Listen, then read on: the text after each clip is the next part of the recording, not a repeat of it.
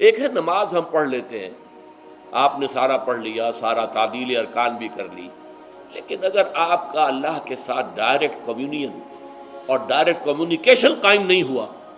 تو نماز، جس کو کہ کہا گیا کہ الصلاۃ معراج المومنین، جو قرب حضور کو حاصل ہوا معراج میں، وہ ایک بندہ مومن دنیا میں رہتے ہوئے حاصل کر سکتا ہے نماز میں، اگر اس کی روح جو ہے واقعتاً ہم کا نام ہو رہی ہو، الحمدللہ رب العالمین الرحمن الرحیم مالک یوم الدین اہدنا الصراط المستقیم ایاک نعبد و ایاک، اگر ہم واقعتاً ایسے کہہ رہے ہوں کہ ہمیں احساس ہو کہ ہم اللہ کے حضور میں حاضر ہیں اور عرض کر رہے ہیں، سجدہ کریں تو حدیث میں آتا ہے کہ ایسے محسوس ہو کہ گویا کہ میں نے اپنا سر اللہ کے قدموں میں رکھ دیا ہے، یہ ہے نماز۔ اب جو گفتگو ہو رہی ہے یہ ہم کلامی ہے، الصلاۃ معراج المومنین، اہل ایمان کے حق میں یہ نماز جو ہے یہ معراج کے درجے میں، لیکن یہ نماز کیسے نصیب ہوگی اگر روح سوئی ہوئی ہے، دبی ہوئی ہے، پسی ہوئی ہے، مزمحل ہے یا مردہ ہے؟ یہ نماز کیسے حاصل ہوگی؟ چاہے آپ پانچوں وقت کی نماز پڑھ رہے ہو، چاہے آپ نے ہیبٹ بنا لیا ہو نماز کو، چاہے خوش بھی ہو گیا ہو، لیکن یہ کہ جب تک وہ روح بیدار نہ ہو، جب تک ہم کلامی نہ ہو، افلاق سے آتا ہے نالوں کا جواب آخر، اٹھتے ہیں حجاب آخر، کرتے ہیں خطاب آخر، جب تک یہ نہ ہو، جیسے کہ میں ایک حدیث قدسی انشاءاللہ آج سناؤں گا سورہ فاتحہ کے ضمن میں، کہ اللہ تعالیٰ کے سامنے جب کھڑا ہو کر انسان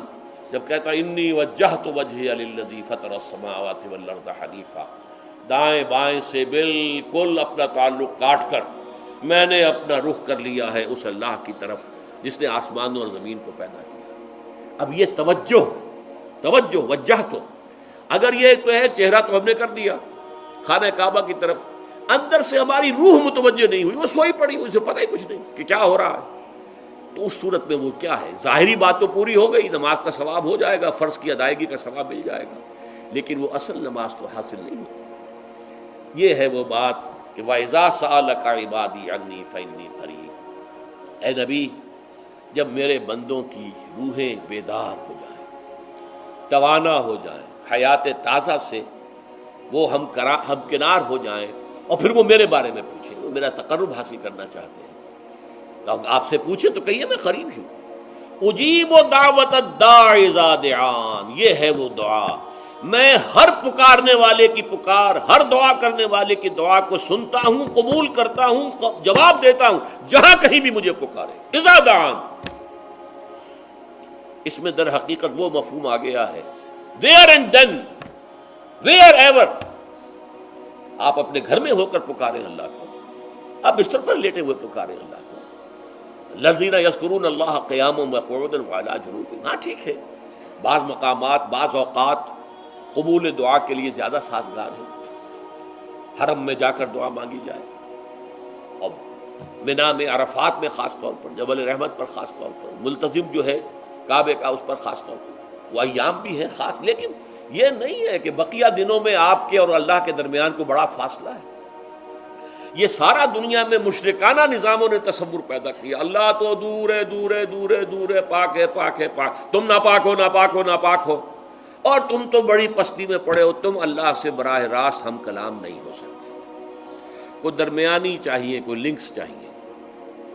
کوئی پجاری ہوگا، کوئی پروہت ہوگا، کوئی پنڈت ہوگا، کوئی پیر ہوگا، کوئی پادری ہوگا، کوئی پوپ ہوگا، اس کے ذریعے سے تم اللہ سے ہم کلام ہو، خود نہیں۔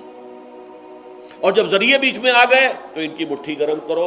ان کی چاپلوسی کرو، ان کو بھی جو ہے چادریں چڑھاؤ، ان کو نذرانے پیش کرو، یہ ہے بدترین ایکسپلائٹیشن جو مذہب کے ذریعے سے نوع انسانی کی ہوئی ہے۔ یہ دو ایکسپلائٹیشن دنیا میں ہوئی ہے تاریخ انسانی میں، ایک بادشاہوں کی طرف سے، خراج دو ہمیں، محنت تم کرو گے کھیت میں، آدھا حصہ ہمارے پاس آئے گا، ہم عیش کریں گے، ہم اسٹینڈنگ آرمیز رکھیں گے تاکہ ذرا تم بغاوت کرو تو تمہارا سر کچل دیا جائے۔ یہ ایکسپلائٹیشن بدترین، مانگنے والا گدھا ہے، صدقہ مانگے یا خراج۔ دوسری طرف ہم بادشاہ ہیں، ہم چندر بنسی سورج بنسی خاندان ہیں، ہم راجپوت ہیں، حکومت کرنا ہمارا حق ہے، اور یہ پنڈت پروہت جو ہے وہ بھی کہیں گے کہ ٹھیک ہے، نصف لی و نصف لک وہذا قوم جاہلون، یہ عوام جو ہے ان کا خون چوسو، ہمیں یہ نذرانے پیش کریں، بتوں کو آ کے چڑھاوے چڑھائیں اور تمہیں خراج دیں اور ٹیکس دیں۔ They are to be exploited, exploit ہونا۔ اسلام نے آ کر دونوں کا خاتمہ کیا، کوئی ملوکیت نہیں۔ زکوٰۃ ہے تو غربا کے لیے، بادشاہ کے لیے نہیں ہے، یہ تو غربا کے لیے، لہذا کوئی ٹیکس نہیں۔ نمبر 2، اللہ سے ہم کلام ہونے کے لیے کسی دربان، کسی جو ہے پہرے دار کی مٹھی گرم کرنے کی ضرورت نہیں، جب چاہو ہم کلام ہو جاؤ۔ دل کے آئینے میں ہے تصویر یار، جب ذرا گردن جھکائی دیکھ لی۔ یہ تو تم ہماری طرف متوجہ نہیں ہوتے، ہم تو ہر وقت کہتے ہیں، ہر شب کو آخری لمحات جو ہیں، آخری جو گھنٹے ہیں رات کے، سمائے دنیا تک ہم نزول فرما لیتے ہیں تمہارے لیے، اور پکارنے والا پکارتا ہے، حل بالمستغفر فاغفر له، ہے کوئی استغفار کرنے والا کہ میں اسے بخش دوں؟ حل من سائل فاعطیہ، ہے کوئی مانگنے والا کہ میں اسے عطا کروں؟ تم ہی سوئے رہتے ہو، الٹا غفیر رہتے ہو، تمہیں ہماری طرف توجہ نہیں ہے۔ اگر ہماری طرف متوجہ ہو جاؤ تو جیسے کہ اقبال نے کہا کہ میرے لیے یہ دربان جو ہے، پیران کلیسا کو کلیسا سے اٹھا دو، کیوں خالق و مخلوق میں حائل رہے پردے،